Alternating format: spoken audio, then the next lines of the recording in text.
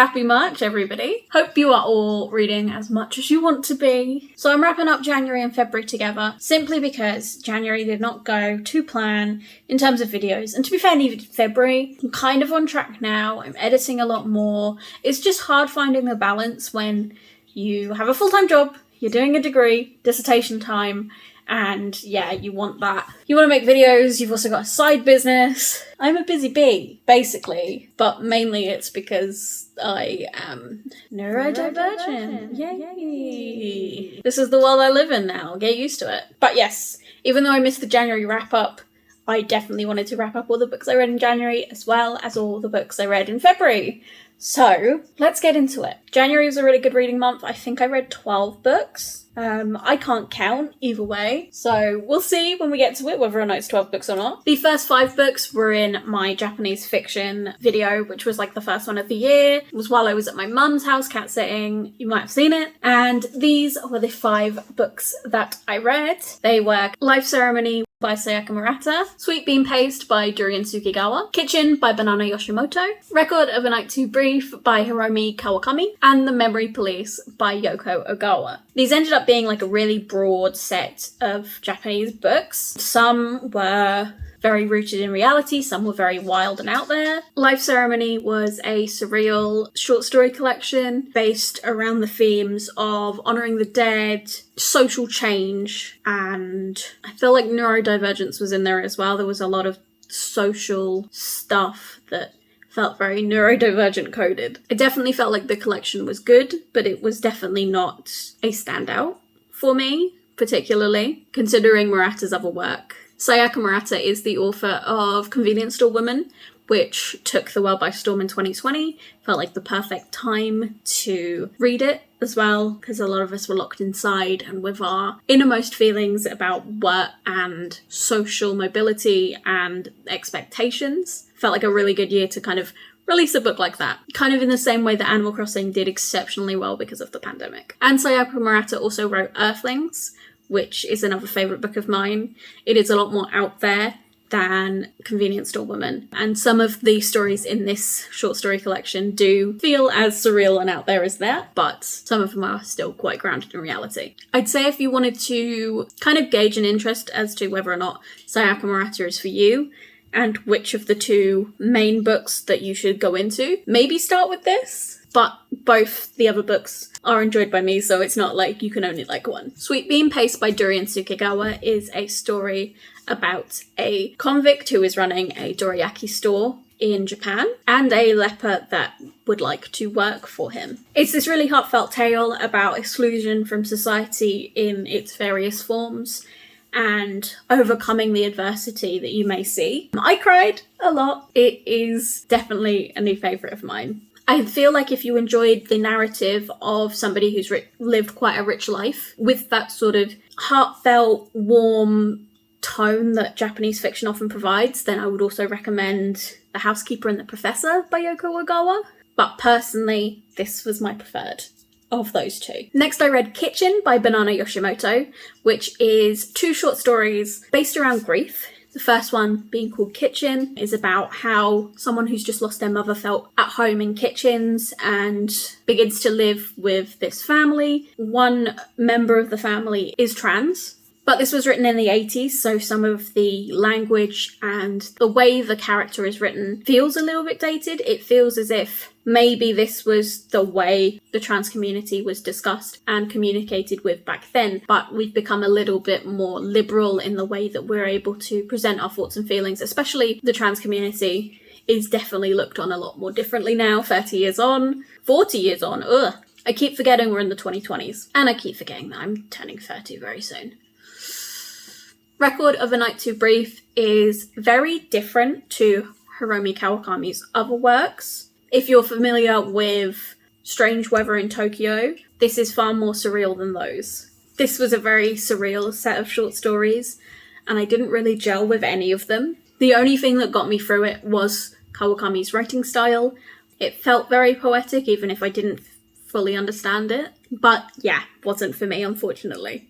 And the final book from the Japanese fiction vlog was The Memory Police by Yoko Ogawa. This is marketed as a dystopian novel. I feel like the term dystopian leads you into this book with the wrong expectations. This is completely a literary book, and so a lot of the beats you get out of a dystopian involving like the confrontation side of things aren't really fulfilled here. So you go in with like the wrong promises, but for what it is, as a literary book, this is good. Why are you mewing at me? Yeah, keep it going. You can't jump up. I'm kind of filming right now, sir. Sully is not one for being held, but I thought this might quiet him in like a nice way. To be fair, he's actually better at being held than Michael. Michael will not even give you the time of day, but as long as you're holding him tight, he'll stay for a bit. I'm not saying forever. And he doesn't try and fight me when he gets off. So that's good. Anyway, where was I? The Memory Police, yes.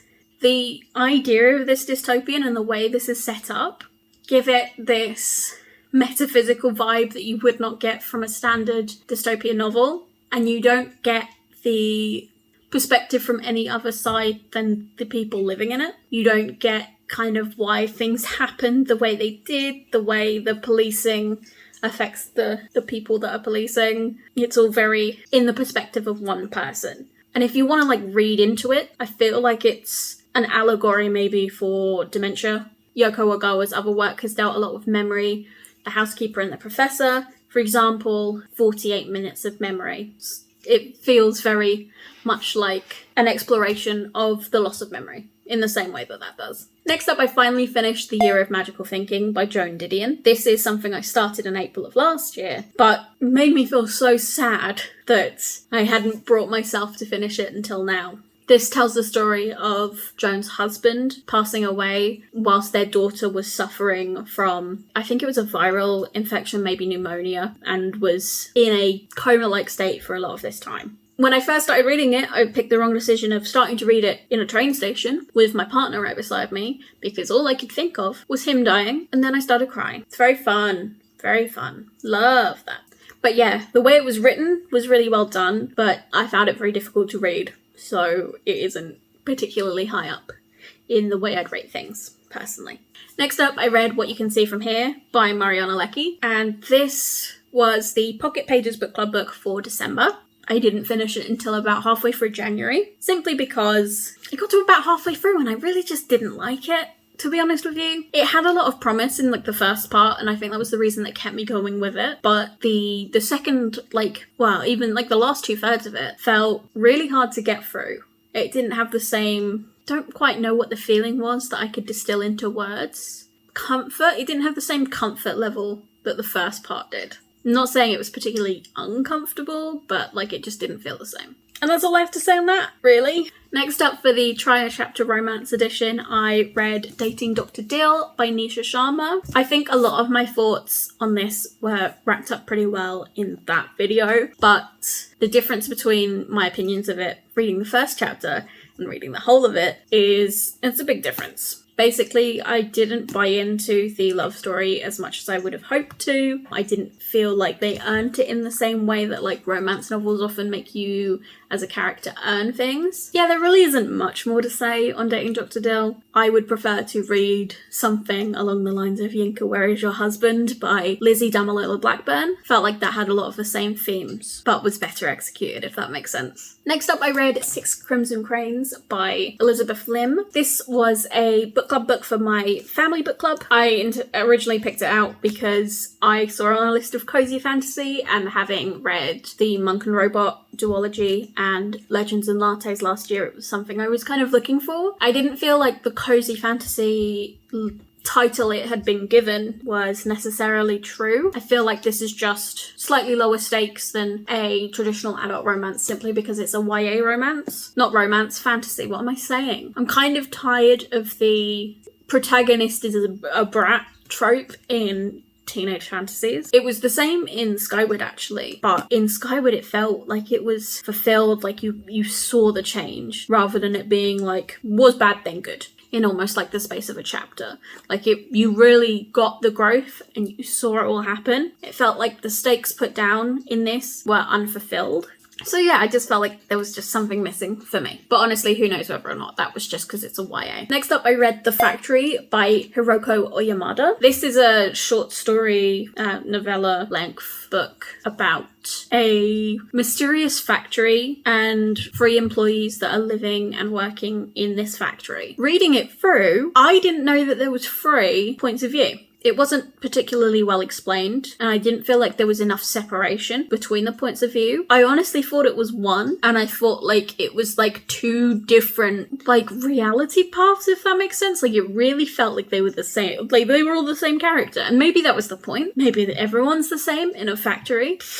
Who knows, but I really didn't enjoy it. I found it really difficult to follow simply because the point of views were so skewed and absurd. So yeah, that's where I was with that. Then I read You Made a Fool of Death with Your Beauty by Akwaeke Emezi. The writing was great. The plot and the implications of the plot really unsatisfying. Without spoiling anything, it's about a woman's return to dating and romance following the death of her husband. They are involved in a car crash and she survives and he does not. And so there is a lot of guilt-led decisions, grief-led decisions, and stuff like that. And I can see why the author wanted to kind of throw the main character a bone. But yeah, it just felt so unrealistic and like unenjoyable in that way. So it was not a favourite for me, to say the least. And finally, for January, I read The God of Small Things by Arundhati Roy. This is a story about 2 twin siblings in Kerala, India, and what happens when their British cousin Sophie visits India for the first time. I didn't think that this was going to be something that I really enjoyed. Not to the same level as like my favourite books and stuff like that, but I've read a lot of stories from Khaled Hosseini with the same sort of premise. A child navigating a third world country or a poorer country in general than the Western world. And while they are relatively enjoyable, I wouldn't gravitate towards them, is probably what I'd say there.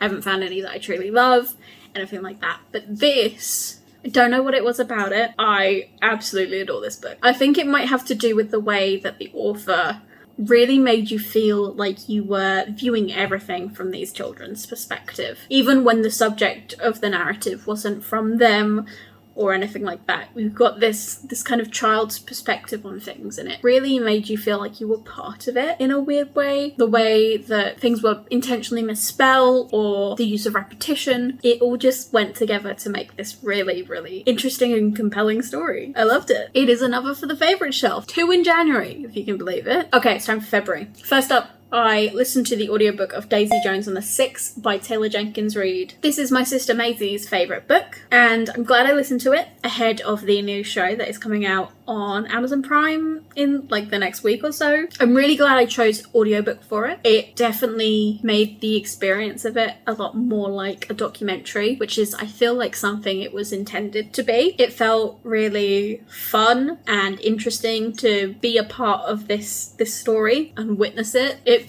kind of feels like gossip in a way, the way all the different characters converse with the interviewer. I didn't so much love the twist at the end, nor the ending as a whole. I feel like it ended somewhat abruptly, and I feel like you could have got a bit more fulfillment out of the ending if it was like maybe lengthened, I don't know. But I definitely enjoyed it, and it's definitely something I'm looking forward to watching as a show. Next up, I read 7 Empty Houses by Samantha Schweblin. I said it right, yeah. I feel pretty chuffed with myself, to be honest with you.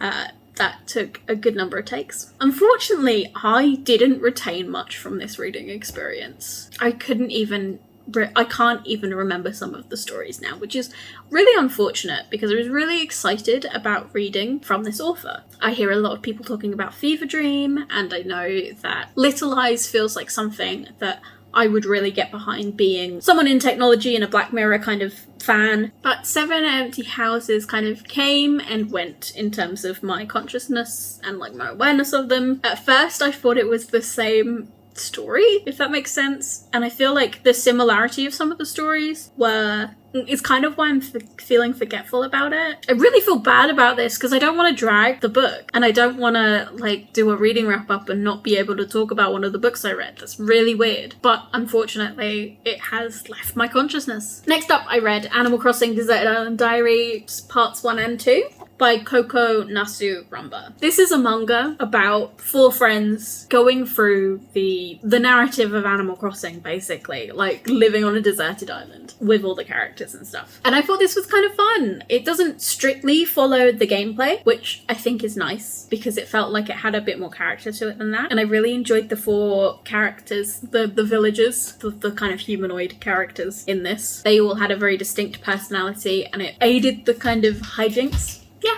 ultimately, good bit of fun. I've got the 3rd one back in my TBR shelf. So yeah, it was a really good time. Next up, I read Tomorrow and Tomorrow and Tomorrow by Gabrielle Zevin. I'm slightly sad about the edition I got, simply because some of the pages were still uncut at the top. So I have this really rough edge on the top where I've had to kind of pull them apart as I'm reading. And I'm fairly certain my sister has a sprayed edge edition and I'm really gutted. This was our family book club book for February and I read it in my last vlog. I'll put a link in the cards and I went into it at length. But I enjoyed this. As a woman in tech, there was a lot of similarities I could draw in this book to my life and the beginning of my career, as well as my time at university, especially the first time I was at university studying computer science. There's a lot of really interesting quotes about imposter syndrome especially that really aren't heavily spoken about in stories really.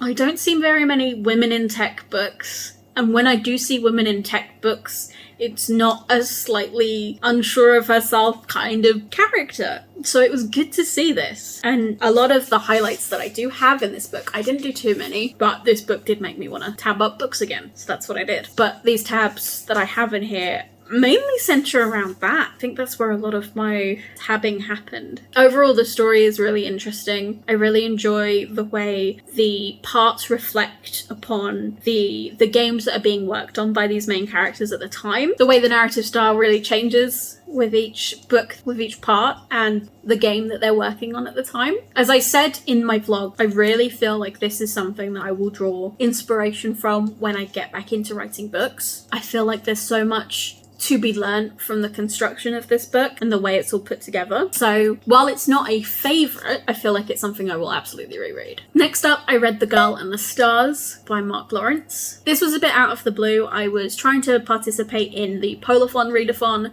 run by JD Ray Reads. Traditionally, the Readathon is a polar fantasy exclusively reading experience, but this year there was a spin the wheel element to it, and the prompts were things like watery, foiled cover, ice words, cold cover, and things like that. I was able to use Tomorrow and Tomorrow and Tomorrow as part of that readathon, as well as the 2 Animal Crossing mangas, because there was adventure spots on this wheel, as well as Animal Friend and watery, just like the cover of Tomorrow and Tomorrow and Tomorrow. But I did also roll polar fantasy, because of course that was on there. So this is why I picked up The Girl and the Stars. I read it on Scribd. It's been a long time since I read a long fantasy book. It is a very different reading experience in general. I prefer shorter books because I have a low attention span, you know. I like enough book that I can get into it without feeling like it's a chore to get to the end of it. And that varies based on the book, obviously. It takes a lot for me to read something over 500 pages. The last book I read over 500 pages before this was Coin Locker Babies, which I absolutely hated and took about 3 months to read. So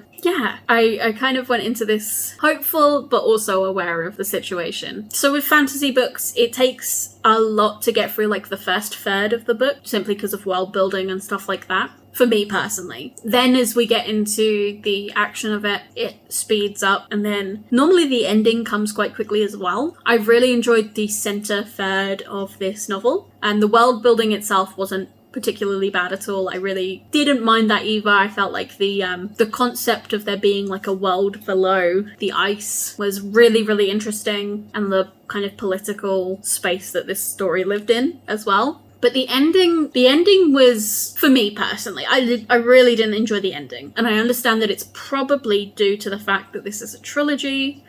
We can't give the big win to the first thing in the trilogy. It felt like the felt like the ending was like fighting the wrong thing, if that makes sense. And I just had this awareness of it throughout the last like 150 pages. So the end kind of went a little bit slower for me. But all in all, I'd say it was a reasonable reading experience. I'm not jumping to pick up the next book, and there is a chance I will just DNF the series because it's not hot on my priorities list. Mistborn is definitely the highest series on my priorities list, followed up by the Wayfarers quadrilogy. I think they're my two highest, but yeah, wasn't bad. The next book I read was The Magic My Body Becomes by Jess Rizkallah, which is a poetry collection. I'm doing a lot of poetry reading at the moment for a video that's coming up very soon about how to get into poetry, how to find poets that you really connect with.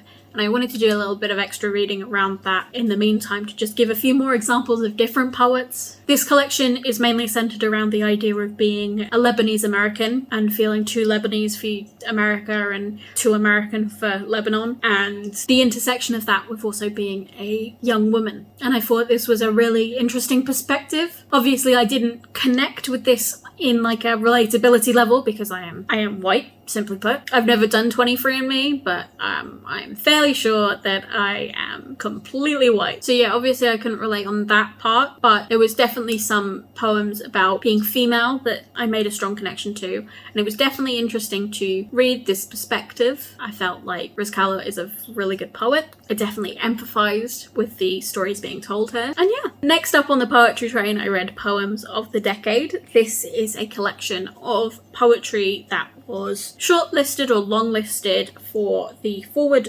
Books Poetry Prizes over the last decade, 2011 to 2020. I picked up a couple of these books as a way to find new poets. I have the books of the years 2020 and 2021, and I think I'm going to keep up with them. It's really good to see modern poetry in all its various forms. You see a lot of, I hate the term Instagram poetry, but the genre that is considered to be Instagram poetry, a lot of that is quite popular these days, and it's good to get fresh voices with a varying style, and that's something that these anthologies are providing. There is a prize for the best first collection, so a poet's debut collection can be nominated for this prize. So there's a lot of new poets that are featured in these anthologies. So as you can see from the tabs, there was quite a few poems here I loved, as well as a couple of poets that I would like to read more into. But I think I'm going to go into that a bit more in my poetry video that is coming up. Next up, I read Betty by Tiffany McDaniel. This was the Pocket Pages book club for July of last year, and I wasn't very good at keeping up with the Pocket Pages book club last year. Better at keeping up with my family book club, but that's another thing. I was picking the books a lot more often than I picked the books in somebody else's book club. I stopped reading this after about 60 pages originally. I think it's because I started it around my birthday, and I also got a lot of books for my birthday that I was just excited to get started on. But I definitely wanted to knock it off the list because I didn't want to leave it unread. So I started it from the beginning. I just read those 60 pages over again. And I had retained some of it, but it was definitely good to reread it. This, I've never had such a physical reaction to a passage of fiction in my life. I know this is based on a true story of Betty, who is Tiffany McDaniel's mother. But yeah, I've never felt like that ever about a book before.